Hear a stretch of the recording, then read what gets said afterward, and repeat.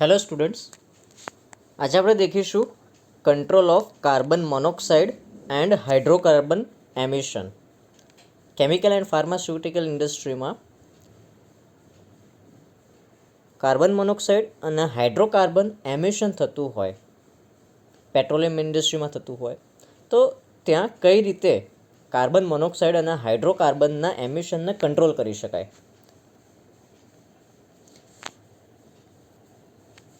Lecture પત્યા પછી you will be able to describe control of carbon monoxide emission. You will be able to list out various methods for controlling hydrocarbon emission, and also you will be able to describe control of hydrocarbon emission. So let's start control of carbon monoxide emission.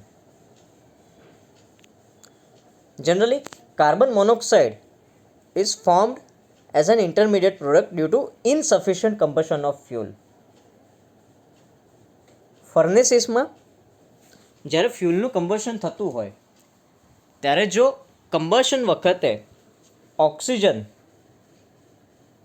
જો પૂરતા પ્રમાણમાં ના મળી રહે, એટલે કે ઇનસફિશિયન્ટ amount હોય ઓક્સિજનની, અથવા તો ઓક્સિજન સાથેનો કોન્ટેક્ટ ફ્યુલનો સરખી રીતે થતું ના હોય, એર અને ફ્યુલનું મિક્સિંગ સરખી રીતે થતું ના હોય, ત્યારે ઇનસફિશિયન્ટ કમ્બશન થાય અને એ વખતે કાર્બન મોનોક્સાઇડ જનરેટ થાય. So it is an intermediate product. Carbon મોનોક્સાઇડનું ફર્ધર ઓક્સિડેશન થાય તો કાર્બન ડાયોક્સાઇડ બને. Its formation is due to 3 reasons. પહેલું રીઝન છે ડ્યુ ટુ ઇનસફિશિયન્ટ ઓક્સિજન. ઓક્સિજનનો સપ્લાય જો સફિશિયન્ટ ના હોય તો કાર્બન મોનોક્સાઇડ ફોર્મ થઈ શકે. સેકન્ડ છે due to poor turbulence of fuel and air in combustion chamber. જો કમ્બશન ચેમ્બરમાં ફ્યુલ અને એર સરખી રીતે મિક્સ ના થાય, ટર્બ્યુલન્સી પુઅર હોય, તો કાર્બન મોનોક્સાઇડ જનરેટ થઈ શકે. અને ત્રીજું રીઝન છે due to dissociation of carbon dioxide to carbon monoxide in high temperature zone. Combustion ચેમ્બરની અંદર જ્યાં ટેમ્પરેચર એકદમ હાઈ રહેતું હોય ત્યાં કાર્બન ડાયોક્સાઇડ છે એનું ડિસોસિએશન થઈ જાય અને કાર્બન મોનોક્સાઇડ જનરેટ થાય. સૌથી બેસ્ટ મેથડ, સારી method for controlling carbon monoxide emission is prevention of its formation itself. જો એને ફોર્મ જ ના થવા દઈએ, બનવા જ ના દઈએ, એ સૌથી સારી મેથડ છે કાર્બન મોનોક્સાઇડ એમિશનને કંટ્રોલ કરવાની.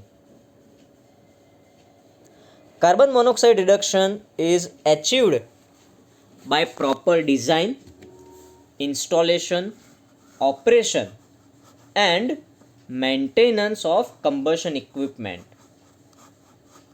Carbon મોનોક્સાઇડને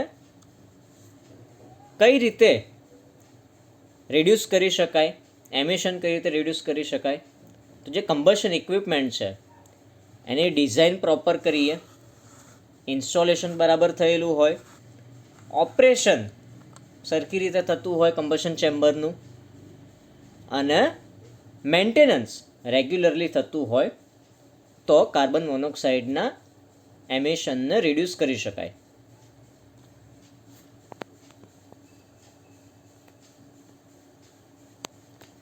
next topic, control of hydrocarbon emission. There are mainly 4 techniques, 4 methods for controlling hydrocarbon emission.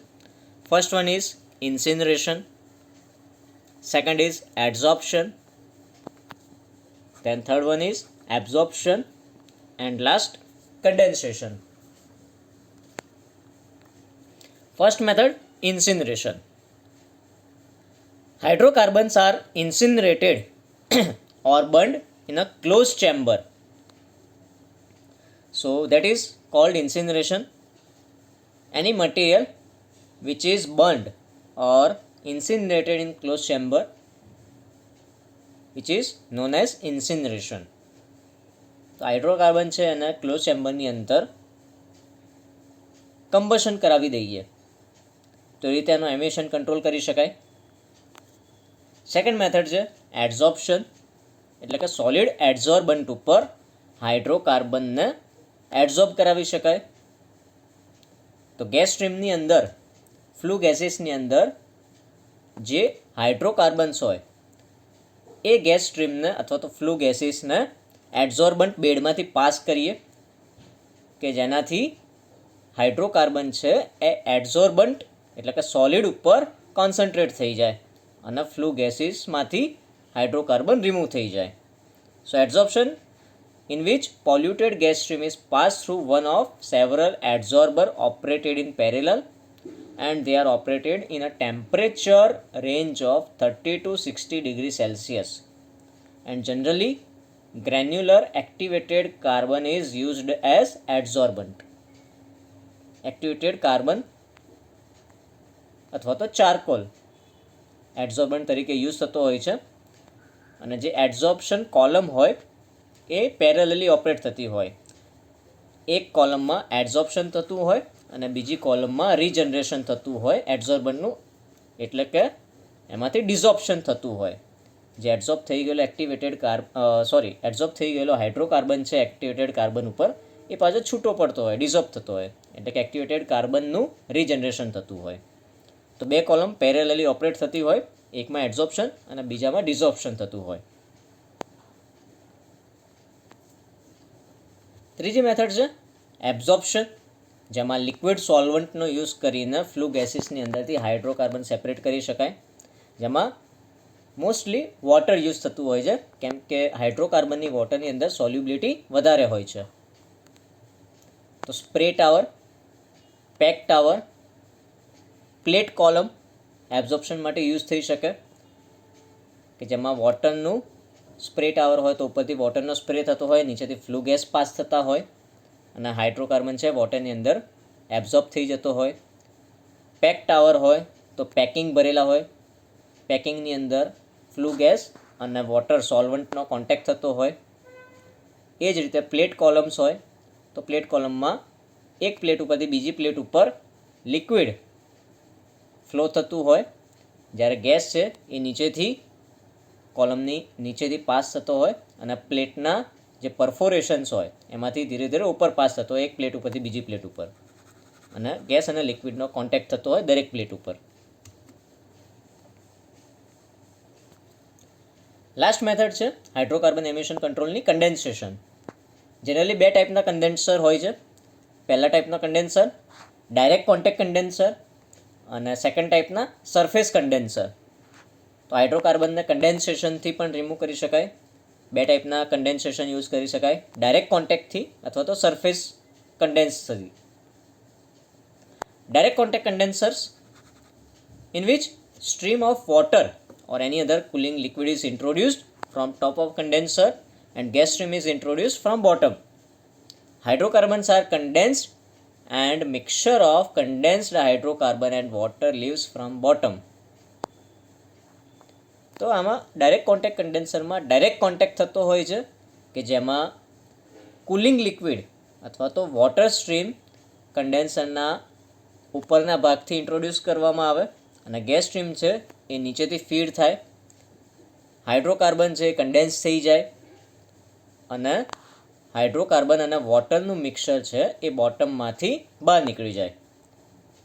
તો આના માટે spray column, cyclone scrubber, venturi scrubber use કરી શકાય. સેકન્ડ ટાઈપના કન્ડેન્સર સરફેસ કન્ડેન્સર, એટલે કે ઇનડાયરેક્ટ કન્ડેન્સર છે જેમાં કુલિંગ લિક્વિડ, કુલિંગ મીડિયા અને ફ્લુ ગેસનો ડાયરેક્ટ કોન્ટેક્ટ થતો નથી.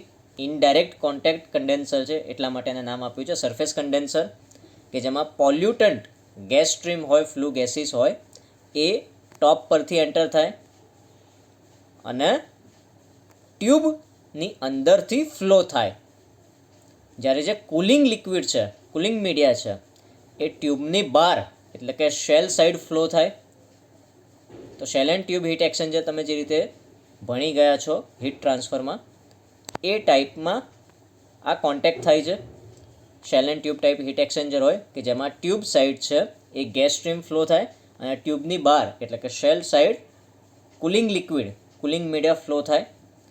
તો ઇનડાયરેક્ટ હીટ એક્સચેન્જ થશે શેલ સાઈડ જે કુલિંગ મીડિયા હશે એ કૂલ ડાઉન કરશે ગેસને, ટ્યુબ સાઈડ જે ગેસ હશે એને, અને એની અંદર જે હાઇડ્રોકાર્બન હશે એ કન્ડેન્સ થઈ જશે, અને જે કન્ડેન્સેટ છે એ બોટમમાંથી રિમૂવ થઈ જાય. તો આ રીતે ઇનડાયરેક્ટ કન્ડેન્સર વર્ક કરે.